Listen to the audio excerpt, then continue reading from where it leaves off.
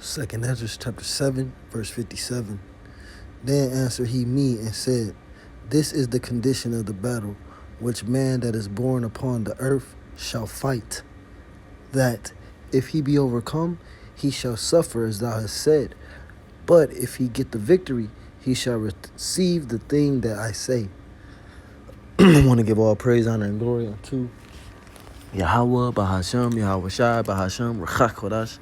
Double honors to the elders and apostles of Great Millstone who still rule and teach well. Peace, blessings, and safety to the Lord's elect scattered throughout the four corners of the planet Earth, pushing his word in humility and in sincerity. And we are in a fight. We are in the middle of a fight. And it's a long fight. You know, it's not a quick fight. It's not a sprint. You know, it's a race, but it's not a sprint. It's a fight, but it's not quick. It's not easy. But we are commanded to fight. And we have to fight like hell. Fight these demons, fight these evil spirits, fight these lusts, fight these temptations, fight these unbelievers, fight the old man. We have to fight. You know, we have to fight to stay in the spirit. We have to fight to stay positive. We have to fight to believe. We have to fight to serve Yahweh Bahashem, Yahweh Shai. We have to fight to forsake things. We have to fight to accept things. We have to fight to admit when we're wrong. We have to fight to admit, you know, when we could have done something better. It's a fight to do all of these things. You know, it's a fight to do all of these things.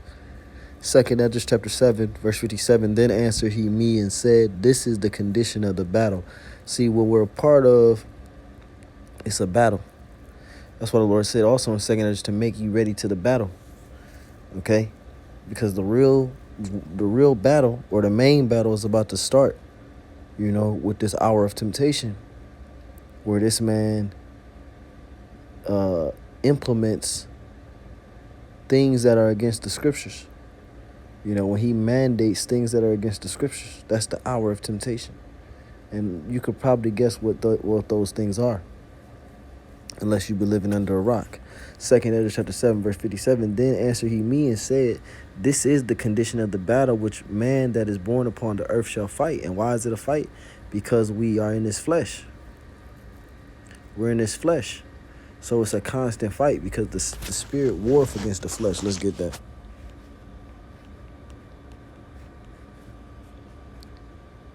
Galatians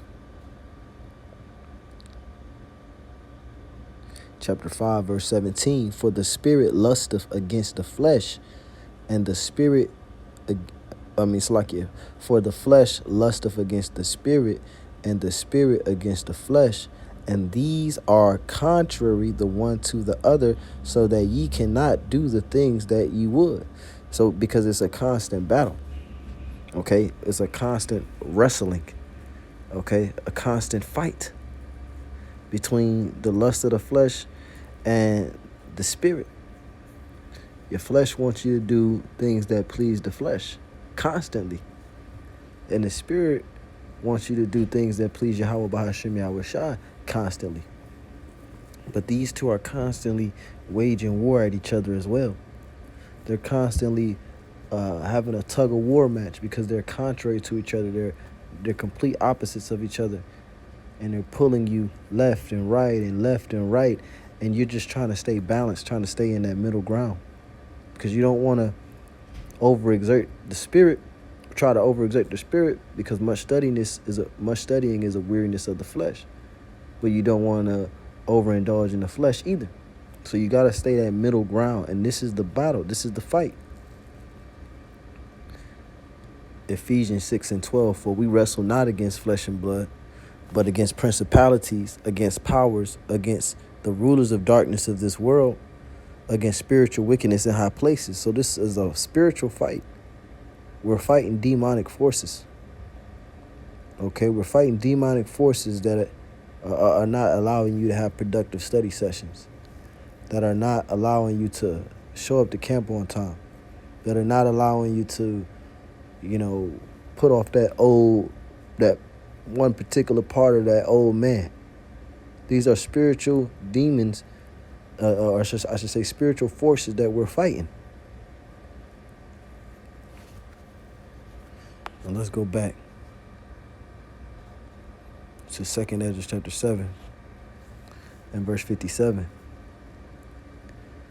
Then answered he me and said, this is the condition of the battle which man that is born upon the earth shall fight. So we got to fight this flesh.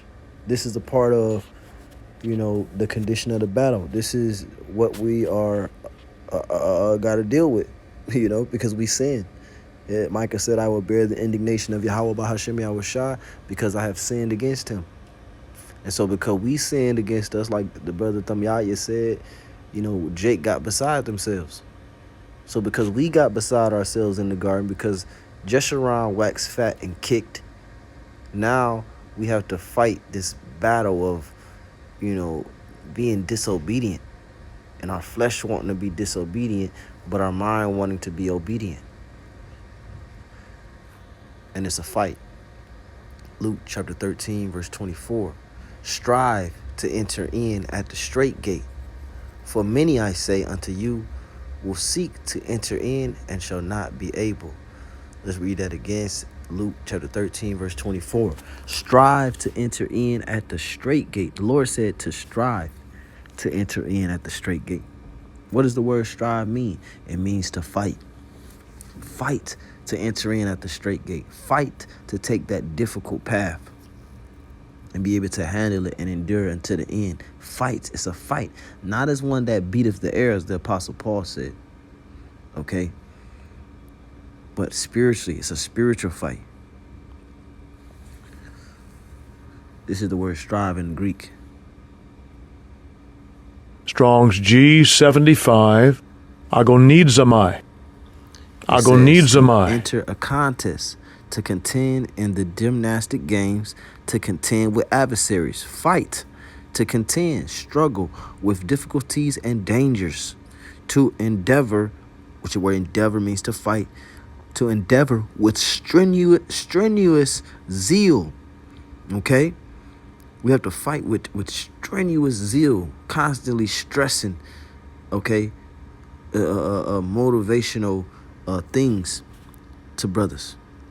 And constantly stressing the importance of being on fire, as the apostle, starting with the apostle Tahar, always does. It says to fight with strenuous zeal, to strive, to obtain something, because ultimately we're not fighting for nothing. Nobody fights for nothing. Nobody fights for nothing, right? Even in the world, they're fighting for something. We are the same way. We're the same way. The world doesn't see our reward. The world doesn't think that we'll get a reward, but we see that reward afar off. We see through a glass darkly. But that's enough for us. The Lord said, Yahweh Shah said, blessed is he that have not seen and yet believe. 1 Corinthians 9 and 24. Know ye not that they which run in a race run all, but one receiveth the prize?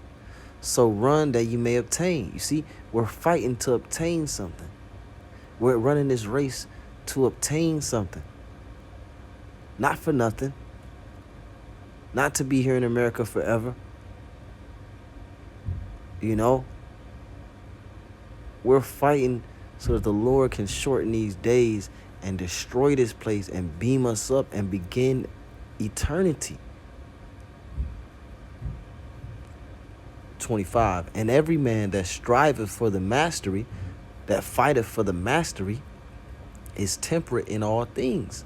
Now they do it to obtain a corruptible crown, but we an incorruptible. So the people in the world, Mike Tyson, Floyd Mayweather, Gervonta Davis, Manny Pacquiao, these great athletes, they fought for a corruptible crown. They fought for something that could be taken away, for something that could be lost to another opponent, for something that could grow old and rusty. But what we're fighting for, there's nothing in the universe like it. There's nothing that could compare. There's nothing that anybody could offer you that will be better than receiving what we're fighting for, the prize that we're fighting for. And this is why it's worth fighting for. Fight, fight, fight. Luke 13 and 24. Strive to enter in at the straight gate. So it's a fight to enter in at this straight gate, man. Because this straight gate, the word straight means position of difficulty. It's not an easy walk. And this is why we have to fight it. This is why the Lord said to be a good soldier for Yahweh Shah HaMashiach. Soldiers fight. Soldiers fight. For many, I say unto you, will seek to enter in and shall not be able. Why? Because they didn't have it in them to fight. And if they did have it in them to fight, it was just for a time. It wasn't unto death. Sirach 4, verse 28. Strive for the truth unto death, and the Lord shall fight for thee. You see? Here it is. We down here. We know we don't have any physical defense. So how are we going to get physical defense? We have to spiritually fight. We have to spiritually overcome. If we spiritually get the victory, Yahweh Bashim Yahweh Shai is going to physically fight for us. But first we have to spiritually fight.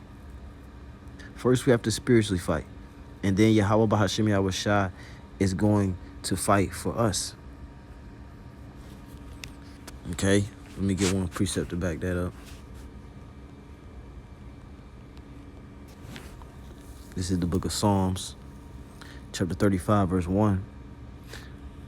A psalm of David. Plead my cause, O Yahweh Bahashem Yahweh Shai, with them that strive with me. Fight against them that fight against me. So how are we going to be able to gain access to this type of protection from Yahweh Bahashem Yahweh Shai? How are we going to be able to, how is Yahweh Bahashem Yahweh Shai going to be able to find us worthy to fight for us? First, we have to fight spiritually for him. Right now, we have to fight spiritually for Yahweh Bashim Yahweh Shai. Fight these demons, principalities, these spiritual wickedness in high places that's causing us, that's trying to cause us to knock us off our path. Sirach 4:28. Strive for the truth unto death, and the Lord shall fight for thee.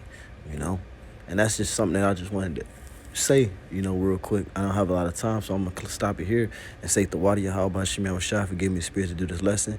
All praise, honor, and glory unto Yahweh Bashim Yahweh Shai Bashim Rachakodash. Shalom.